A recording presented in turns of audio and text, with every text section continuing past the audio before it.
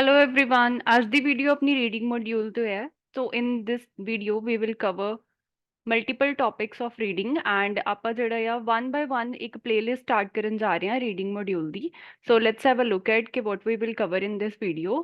First of all, we will have a clear introduction about general training reading module. Then we will go to quick overview of different question types and we will solve one question type of reading section 1, passage 1. So let's move to our next page.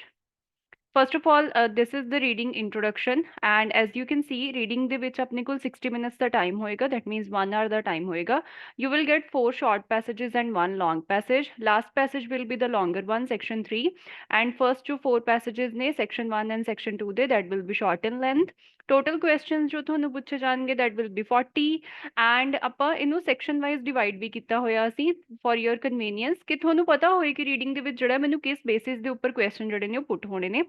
Section 1 ਦੇ ਵਿੱਚ ਤੁਹਾਡੇ ਕੋਲ ਦੋ passages ਹੋਣਗੇ that will be based upon everyday life, and section 2 ਦੇ ਵਿੱਚ ਤੁਹਾਡੇ ਕੋਲ ਵਰਕ ਰਿਲੇਟਡ ਪੈਸੇਜ ਹੋਏਗਾ ਐਂਡ ਦੋਨੋਂ ਪੈਸੇਜ ਜਿਹੜੇ ਨੇ ਉਸ ਵਰਕ ਰਿਲੇਟਡ ਵੋਕੈਬਲਰੀ ਦੇ ਹੋਣਗੇ ਐਂਡ ਉਹਦੇ ਨਾਲ ਰਿਲੇਟਡ ਹੀ ਤੁਹਾਨੂੰ ਟੌਪਿਕ ਆਏਗਾ। Section 3 will contain any general topic of anything, right? Same as academic one, but section 1 and section 2 will be different from academic one in general training reading. Next, we will have that reading the question types kine. There are different question types from section 1, section 2, and section 3. You may have a look at here. But know one by one we will cover in this playlist. So stay tuned with us. Next, for today's video, we are going to cover section 1, and जो मेरी first question type है that I am going to cover for you is that is matching information. Matching information, as you can see here, that will look like this, and ਇਹਦੇ ਵਿੱਚ ਮੇਰੇ ਕੋਲ ਕੀ ਹੋਏਗਾ, examiner or reading question paper will ask you some questions, ਉਹ ਤੁਹਾਨੂੰ ਇਦਾਂ show ਹੋਣਗੇ and ਉੱਪਰ ਮੇਰੇ ਕੋਲ ਕੁਝ ਇਨਸਟਰਕਸ਼ਨਸ ਨੇ। ਹੁਣ ਇਹਦੇ ਵਿੱਚ ਕਰਨਾ ਕੀ ਆ, ਜਿਹੜੀਆਂ ਮੇਰੀਆਂ ਕੁਐਸਚਨ ਸਟੇਟਮੈਂਟਸ ਨੇ ਮੈਂ ਇਹ ਫਾਈਂਡ ਕਰਨੀਆਂ ਨੇ ਕਿ A to H ਕਿਹੜੇ ਪੈਰਾਗ੍ਰਾਫ ਦੇ ਵਿੱਚੋਂ ਕਿਹੜੀ ਸਟੇਟਮੈਂਟ ਲਈ ਗਈ ਹੈ। ਠੀਕ ਹੈ, so this is the first question type that we are going to cover in this video today. So let's start with this one. First of all, what is the method to solve information matching in section 1? Now information matching will come in section 1, that may come in section 2 as well or section 3 as well, ठीक है, but section 1 ਚ ਕਰਨ ਦਾ ਇਹਨੂੰ method slightly different है as compared to section 3. Section 3 ਦਾ ਆਪਾਂ ਬਾਅਦ ਚ cover ਕਰਾਂਗੇ in our section 3 videos, but for today's video we are going to cover section 1. So let's have the first instruction. First miracle step ਕੀ ਹੈ, I will read the instructions carefully. That is really important. Why? Because sometimes ਕੀ ਹੁੰਦਾ ਆ, ਉਹਨੇ ਮੈਨੂੰ ਇੱਕ ਕੋਈ paragraph ਜੋ ਹੈ ਉਹ skip ਕਰਕੇ ਵੀ ਦਿੱਤਾ ਹੁੰਦਾ, ਉਹਨਾਂ ਲਿਖਿਆ ਹੁੰਦਾ ਆ that you have to attempt questions from B to H, that B to H ਆਪਣੇ ਆਨਸਰਸ ਲਿਖਣ। that means A ਪੈਰਾਗ੍ਰਾਫ ਨੂੰ ਮੈਨੂੰ ਰੀਡ ਕਰਨ ਦੀ ਜ਼ਰੂਰਤ ਹੀ ਨਹੀਂ ਹੈ। so that is the logic ਕਿ ਮੈਂ ਆਪਣੀ instructions ਨੂੰ carefully ਕਿਉਂ ਰੀਡ ਕਰਨਾ ਹੈ। Next, I have if NB instruction is given, there are chances of answer repetition. NB ਦਾ ਕੀ ਮਤਲਬ ਹੈ ਹੁਣ? NB I'll let you know ਕਿ NB ਦਾ ਕੀ meaning ਹੈ। Next ਮੈਂ show ਕਰਾਂਗੀ, then I'll let you know. Next we have do not read the questions first. ਹੁਣ ਇਹ ਤਿੰਨ ਚੀਜ਼ਾਂ ਨੇ, ਸਭ ਤੋਂ ਪਹਿਲਾਂ ਮੈਂ instructions ਨੂੰ carefully read ਕਰਨਾ ਹੈ। ਅਗਰ NB instruction ਹੈ ਉਹਨੂੰ ਮੈਂ ਧਿਆਨ ਨਾਲ ਦੇਖਾਂਗੀ and ਜਿਹੜਾ ਆਪਣੇ questions ਨੇ ਆਪਾਂ ਉਹਨਾਂ ਨੂੰ read ਨਹੀਂ ਕਰਨਾ, ਸਿਰਫ ਔਰ ਸਿਰਫ instructions ਨੂੰ ਹੀ read ਕਰਨਾ ਹੈ। So instructions will look like this. Question number 1 to 7. The text has 6 paragraphs. ਉਹਨੇ ਮੈਨੂੰ ਲਿਖ ਕੇ ਦਿੱਤਾ ਹੋਏਗਾ paragraphs ਕਿਹੜੇ ਨੇ A to F, but ਇੱਥੇ ਨੀਚੇ ਮੈਨੂੰ ਦੇਖਣਾ ਜ਼ਰੂਰੀ ਹੈ that you the right the correct letter A to F. A to F ਬੋਲਿਆ, B to F ਬੋਲਿਆ, B to G ਬੋਲਿਆ, ਕਿਥੋਂ ਤੱਕ ਬੋਲਿਆ ਉਹਨੇ ਮੈਨੂੰ, ਠੀਕ ਹੈ। This will be your clear instruction, so you need to look at this one. ਉਹਨਾਂ ਨੇ ਕਿਹਾ which paragraph mentions the following, that means ਨੀਚੇ ਮੇਰੇ ਕੋਲ ਜੋ ਵੀ statements ਆਣਗੀਆਂ ਮੈਂ ਉਹ find ਕਰਨੀ ਹੈ ਕਿ ਕਿਹੜੇ paragraph ਦੇ ਵਿੱਚੋਂ ਲਈਆਂ ਗਈਆਂ ਨੇ। I was talking about this clear instruction, NB. NB ਦਾ ਮਤਲਬ ਹੈਗਾ you may use any letter more than once. That means ਹੋ ਸਕਦਾ ਹੈ ਮੇਰਾ ਕੋਈ ਇੱਕ ਪੈਰਾਗ੍ਰਾਫ ਜੋ ਹੈ ਉਹਦੇ ਵਿੱਚੋਂ ਮੇਰੇ ਮਲਟੀਪਲ ਕੁਐਸਚਨਸ ਦੀ ਇਨਫੋਰਮੇਸ਼ਨ ਉਹਨੇ ਲਈ ਹੋਏਗੀ। ਸੋ ਉਸ ਕੇਸ 'ਚ ਮੇਰਾ A paragraph, for example A paragraph ਜੋ ਹੈ ਉਹਦੇ 'ਚ ਮੇਰੇ ਦੋ ਆਨਸਰਸ ਨਿਕਲ ਕੇ ਆ ਰਹੇ ਨੇ, ਤਾਂ ਆਈ ਐਮ ਕੰਪਲੀਟਲੀ ਫਾਈਨ ਅਗਰ ਮੈਂ ਦੋਨੋਂ ਜਿਹੜੇ ਨੇ ਆਨਸਰਸ A ਲਿਖ ਰਹੀ ਹਾਂ ਤਾਂ, ਠੀਕ ਹੈ। So that is the clear cut instruction which is NB. Now next step is, ਹੁਣ ਆਪਾਂ ਇਨਸਟਰਕਸ਼ਨਸ ਰੀਡ ਕਰ ਲਈਆਂ, ਕੁਐਸਚਨਸ ਹਜੇ ਨਹੀਂ ਦੇਖੇ ਆਪਾਂ, ਹੁਣ ਦੇਖਦੇ ਹਾਂ ਨੈਕਸਟ ਸਟੈਪ ਕੀ ਹੈ। Next is directly go to paragraph A and read it. ਹੁਣ ਆਪਾਂ ਇਨਸਟਰਕਸ਼ਨਸ ਰੀਡ ਕੀਤੀਆਂ ਨੇ, ਸਿਰਫ ਕੁਐਸਚਨਸ ਨਹੀਂ ਦੇਖੇ, ਬਟ ਆਪਾਂ ਸਿੱਧਾ ਪੈਰਾਗ੍ਰਾਫ A 'ਚ ਜਾਵਾਂਗੇ and we will read that one.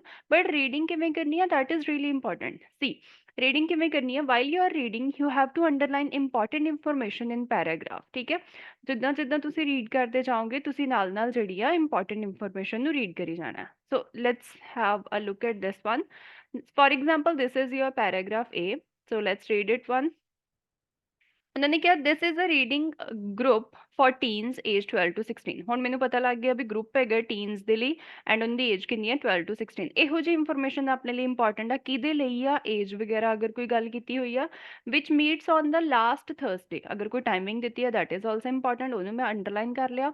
Of the month, we are friendly group, ਕਿਵੇਂ ਦਾ ਗਰੁੱਪ ਆ, ਉਹਦਾ ਐਡਜੈਕਟਿਵ ਦਿੱਤਾ ਹੈ that is also important information, so I have highlighted this one. Next ਉਹਨੇ ਕਿਹਾ, with everybody keen to talk about what we have enjoyed reading recently and make suggestions on what we should read next। ठीक है, और उन्हें की क्या, उन्हें क्या suggestions लेने हैं कि मैं next की read करना है, तो ये भी important information है। we have marked this one।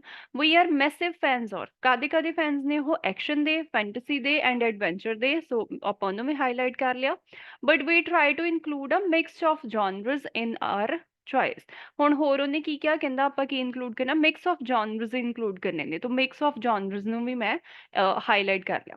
ਹੁਣ ਤੁਸੀਂ ਨੈਕਸਟ ਸਟੈਪ ਤੋਂ ਪਹਿਲਾਂ ਨਾ ਇੱਕ ਵਾਰੀ ਇਹਦੀ ਰਿਵੀਜ਼ਨ ਵੀ ਕਰਨੀ ਆ। ਰਿਵੀਜ਼ਨ ਦਾ ਮਤਲਬ ਕੀ ਹੈ, ਜੋ ਵੀ ਤੁਸੀਂ ਰੀਡ ਕੀਤਾ ਆ now you have to revise that one. ਕੀ ਸੀਗਾ, ਟੀਨਸ ਨੇ 12 to 16 ਏਜ ਗਰੁੱਪ ਹੈ, ਲਾਸਟ ਥਰਸਡੇ ਮਿਲਣਾ ਆ। ਹੋਰ ਕੀ ਸੀਗਾ, ਫਰੈਂਡਲੀ ਗਰੁੱਪ ਆ। ਹੋਰ ਕੀ ਕਰਨਾ ਆ, ਸੁਜੈਸ਼ਨਸ ਲੈਣੇ ਆ ਕਿ ਤੁਸੀਂ ਨੈਕਸਟ ਕੀ ਰੀਡ ਕਰ ਸਕਦੇ ਆ। ਹੋਰ ਕੀ ਸੀਗਾ, ਉਹ ਕਦੇ ਕਦੇ ਫੈਨਸ ਨੇ ਐਕਸ਼ਨ ਦੇ, ਫੈਂਟਸੀ ਦੇ, ਐਡਵੈਂਚਰ ਦੇ, ਇਹਨਾਂ ਚੀਜ਼ਾਂ ਦੇ ਉਹ ਫੈਨਸ ਆ, ਰਾਈਟ। ਐਂਡ ਉਹ ਕੀ ਇਨਕਲੂਡ ਕਰਦੇ ਨੇ, ਮਿਕਸ ਆਫ ਜੌਨਰਸ ਇਨਕਲੂਡ ਕਰਦੇ ਨੇ। ਸੋ ਹੁਣ ਆਪਾਂ ਨੈਕਸਟ ਸਟੈਪ ਦੇਖਦੇ ਹਾਂ ਕਿ ਮੈਨੂੰ ਇਨਫੋਰਮੇਸ਼ਨ ਮਿਲ ਗਈ ਸਾਰੀ। ਹੁਣ ਨੈਕਸਟ ਦੇਖਦੇ ਹਾਂ, ਨੈਕਸਟ ਕੀ ਹੈ, ਗੋ ਟੂ ਦ ਕੁਐਸਚਨਸ। ਹੁਣ ਫਿਰ ਆਪਾਂ ਕੁਐਸਚਨਸ ਤੇ ਜਾਵਾਂਗੇ and start reading all the questions one by one. ਮੈਂ ਫਰਸਟ ਕੁਐਸਚਨ ਤੋਂ ਲੈ ਕੇ ਲਾਸਟ ਵਾਲੇ ਕੁਐਸਚਨ ਤੱਕ ਉਹਨੂੰ ਵਨ ਬਾय ਵਨ ਰੀਡ ਕਰਾਂਗੀ। Stop at the question where you find a hint, ਜਿੱਥੇ ਮੈਨੂੰ ਇੱਕ ਹਿੰਟ ਮਿਲ ਜਾਏਗਾ ਆਹ ਵਾਲੀ ਪੂਰੀ ਇਨਫੋਰਮੇਸ਼ਨ ਦੇ ਵਿੱਚੋਂ ਜਿਹੜੀ ਮੈਂ ਇੱਕ ਵਾਰੀ ਰੀਡ ਕੀਤੀ ਸੀ, ਅਗਰ ਮੈਨੂੰ ਕੋਈ ਵੀ ਹਿੰਟ ਮਿਲ ਰਿਹਾ I will stop over there.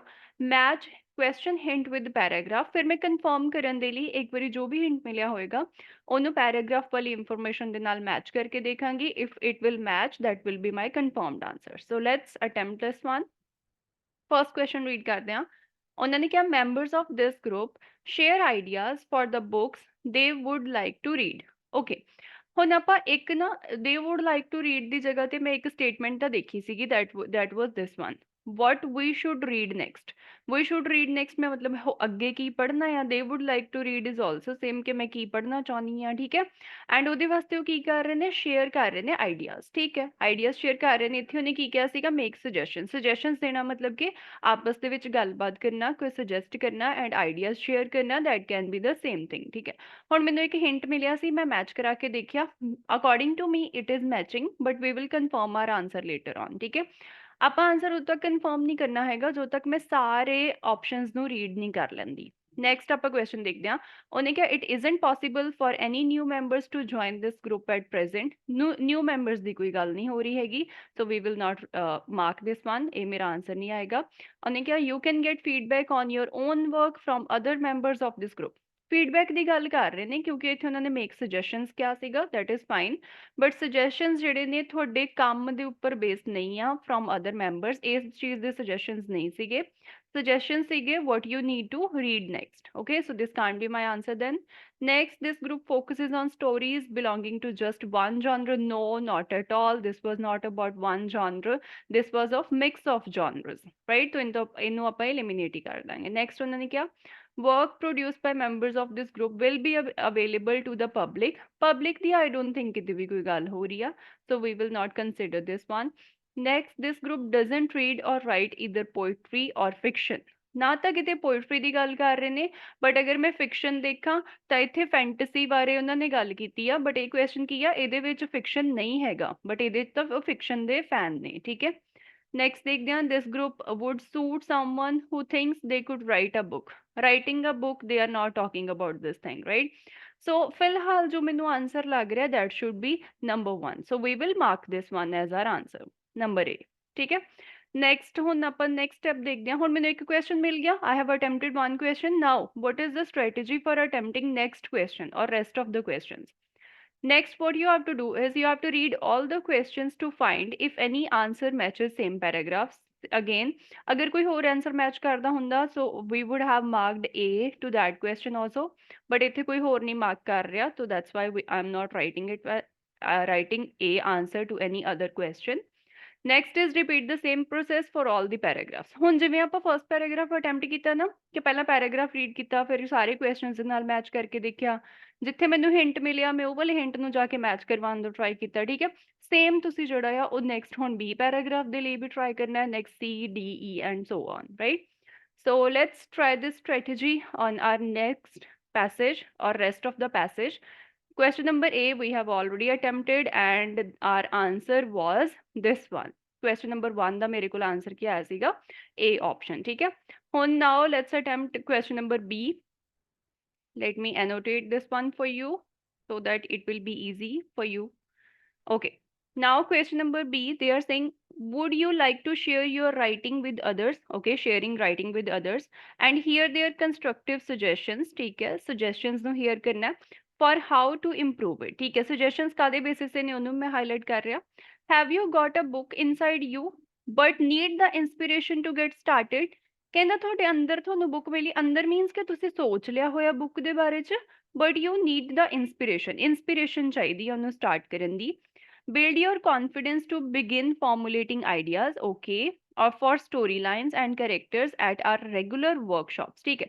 ਤੁਸੀਂ confidence build ਕਰ ਸਕਦੇ ਹੋ ਆਪਣੇ ideas ਨੂੰ formulate ਕਰਨ ਦੇ ਲਈ, and ਉਹ ਤੁਹਾਨੂੰ ideas ਕਿੱਥੇ confidence ਕਿੱਥੇ ਮਿਲੇਗਾ, ਸਾਡੀਆਂ workshops ਤੇ, ਮਤਲਬ workshops attend ਕਰੋ and ਆਪਣੇ ਕੰਮ ਨੂੰ formulate ਕਰਨ ਦੇ ਲਈ ਤੁਹਾਨੂੰ confidence ਆ ਜਾਏਗਾ, ਮਤਲਬ ਤੁਸੀਂ ਸਿੱਖ ਸਕਦੇ ਹੋ ਕੁਝ। open to all ਸਾਰਿਆਂ ਦੇ ਲਈ open ਹੈ, beginners ਦੇ ਲਈ ਵੀ and established writers ਦੇ ਲਈ ਵੀ, ਠੀਕ ਹੈ।